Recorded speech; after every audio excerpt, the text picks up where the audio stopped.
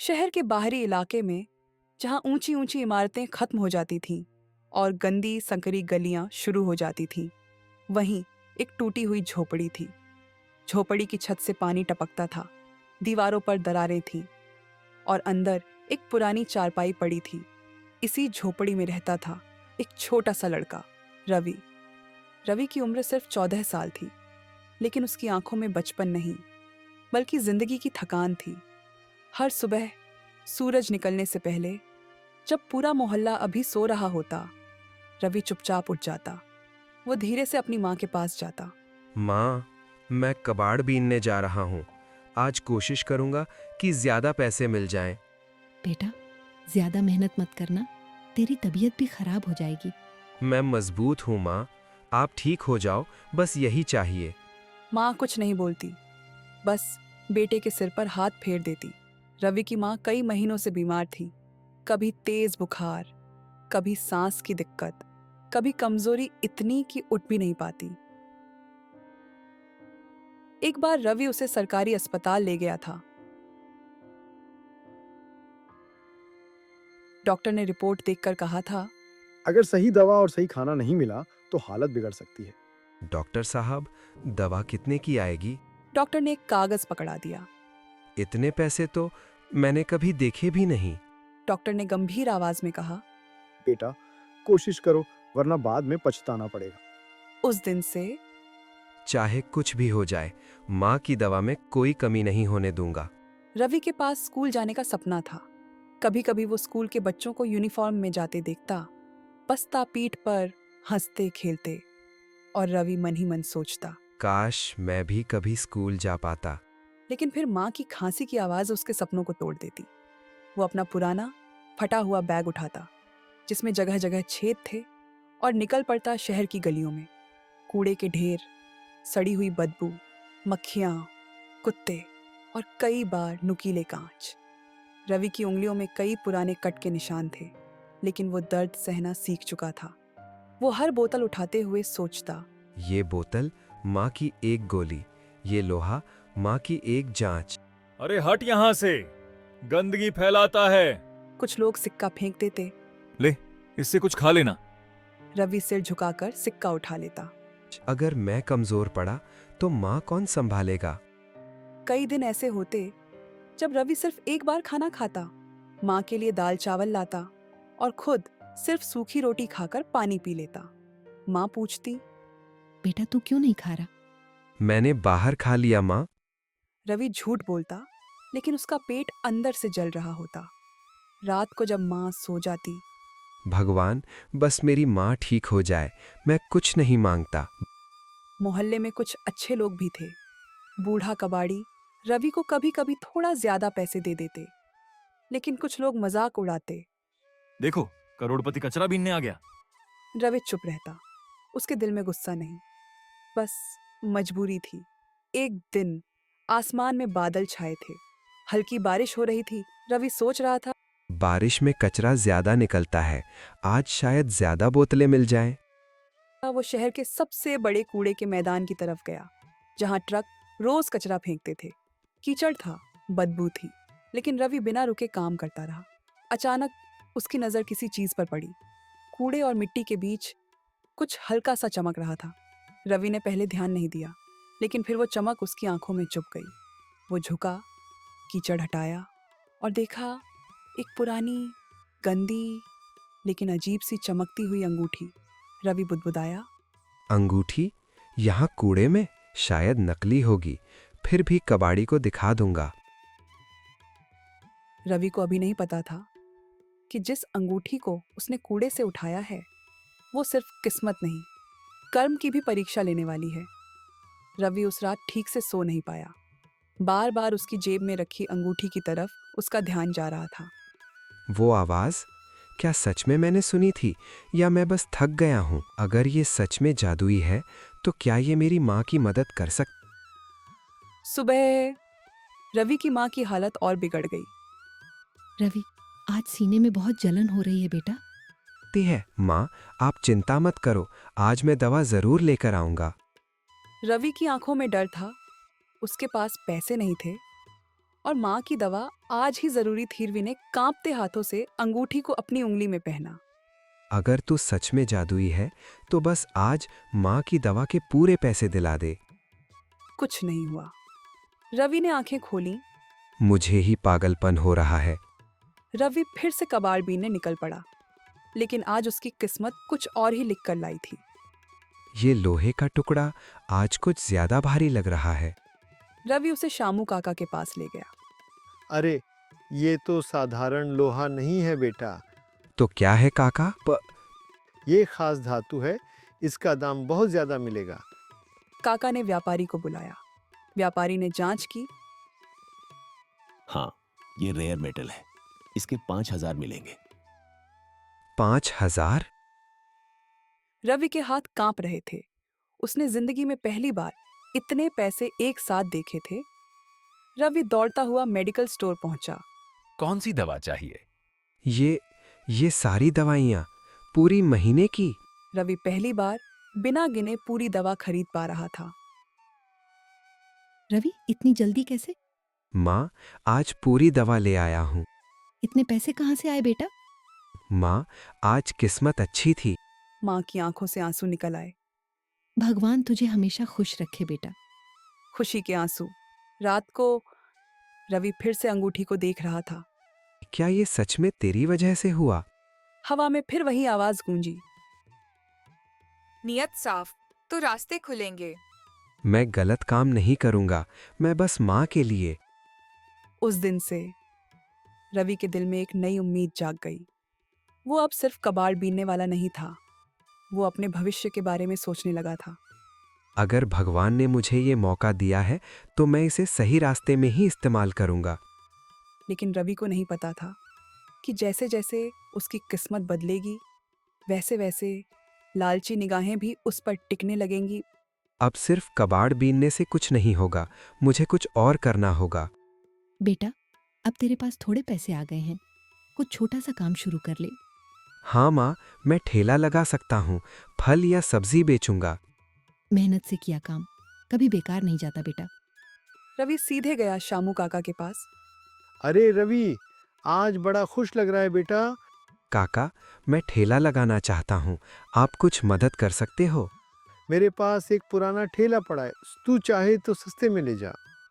सच काका, आपने तो मेरी बहुत मदद कर दी।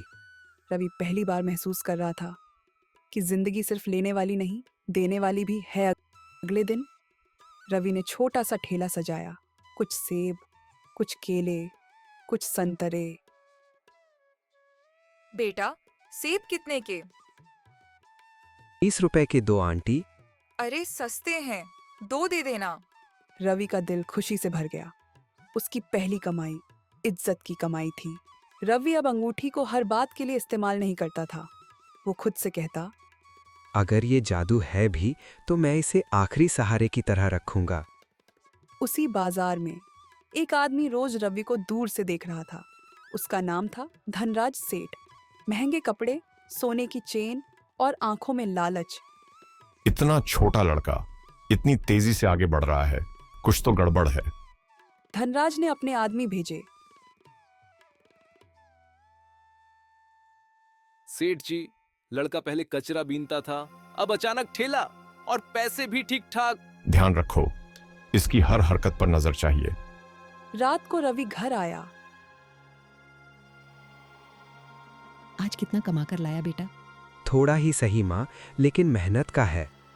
तेरे पापा होते तो तुझ पर बहुत गर्व करते। मैं आपको कभी दुखी नहीं होने दूंगा माँ। रवि को नहीं पता था कि जो आंखें दूर से उसे देख रही हैं, वो सिर्फ जलन की नहीं बल्कि साजिश की शुरुआत है।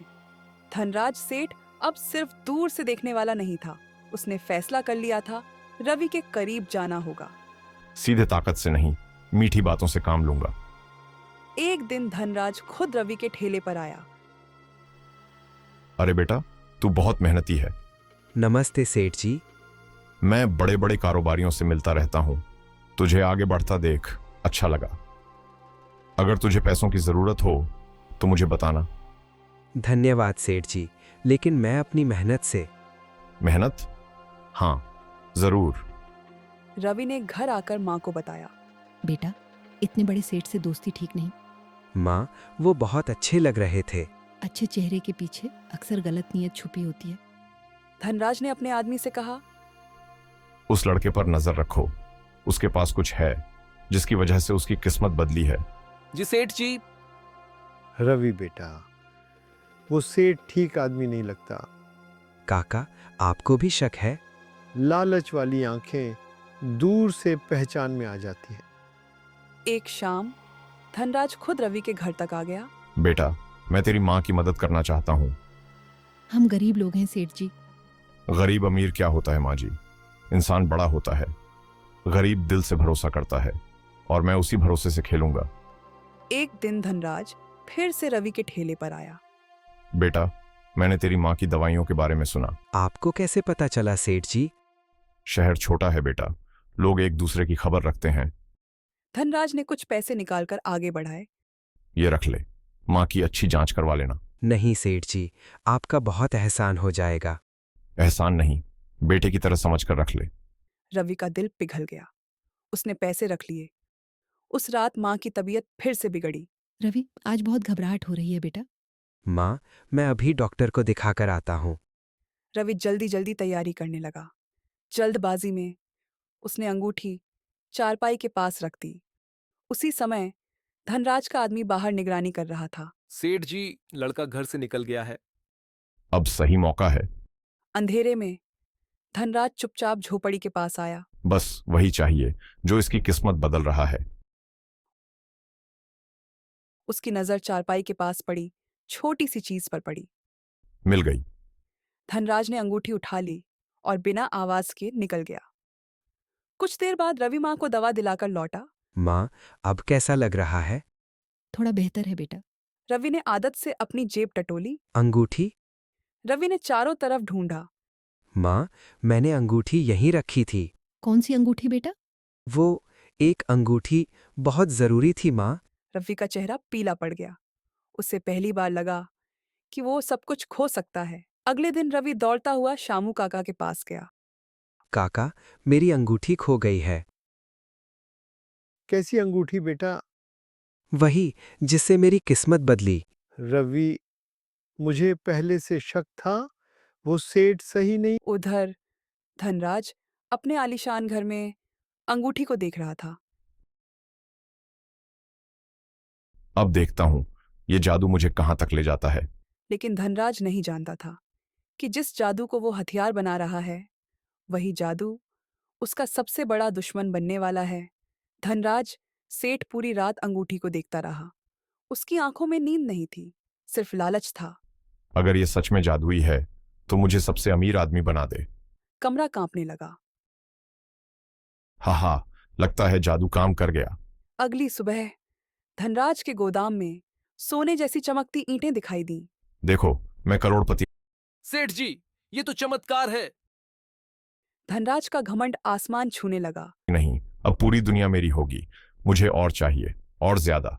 कोई मुझसे बड़ा नहीं होना चाहिए। लेकिन इस बार अंगूठी की चमक बदल गई। लालच की सीमा अब पार हो चुकी है। अचानक गोदाम में आग लग गई। धुआं फैलने लगा। सेठ जी, आग लग गई। नहीं, मेरा सोना। सोने जैसी दिखने वाली ईंटें पिघलने लगीं और राख बन गईं। नहीं, सब खत्म हो गया। कुछ ही घंटों में धनराज का साम्राज्य जलकर राख हो गया। कुछ दिनों बाद वही धनराज अब फटे कपड़ों में सड़क किनारे बैठा था। सब कुछ चला गया, सब कुछ। कर्म का पहिया घूम चुका था। उसी रात रवि की झोपड़ी में हल्की सी रोशनी हुई। ये अंगूठी? अंगूठी खुद ब खुद रवि के पास लौट आई थी। रवि ने कांपते हाथों से अंगूठी पहनी। मुझे अमीर नहीं बनना, बस मेरी माँ को पूरी तरह ठीक कर दो।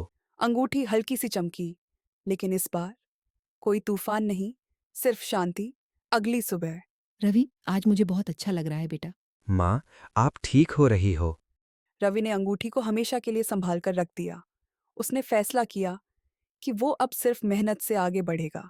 शामू काका की मदद से रवि ने रिसाइकलिंग का छोटा काम शुरू किया। हमें देखा बेटा, ईमानदारी कभी हारती नहीं। आप जैसे लोगों की वजह से मैं यहाँ तक पहुँचा हूँ काका। साल बीत गए। रवि अब एक बड़ा बिजनेस चलाता था। सैकड़ों गरीब बच्चों को नौकरी देता था, खुद कचरा बीनने वालों के लिए एक नई उम्मीद बन चुका था। जादू कुछ देर साथ देता है, लेकिन मेहनत और नीयत जिंदगी भर साथ देती है। जो लालच में जीता है वो सब कुछ खो देता है, और जो सच्ची नीयत से मेहनत करता है वही असली करोड़पति बनता है। अगर आप चाहते हैं कि हम आपका नाम अपनी वीडियो में इस्तेमाल करें, तो नीचे कमेंट करके अपना नाम लिखें। और वीडियो आपको कैसी लगी, यह भी कमेंट्स में ज़रूर बताएं।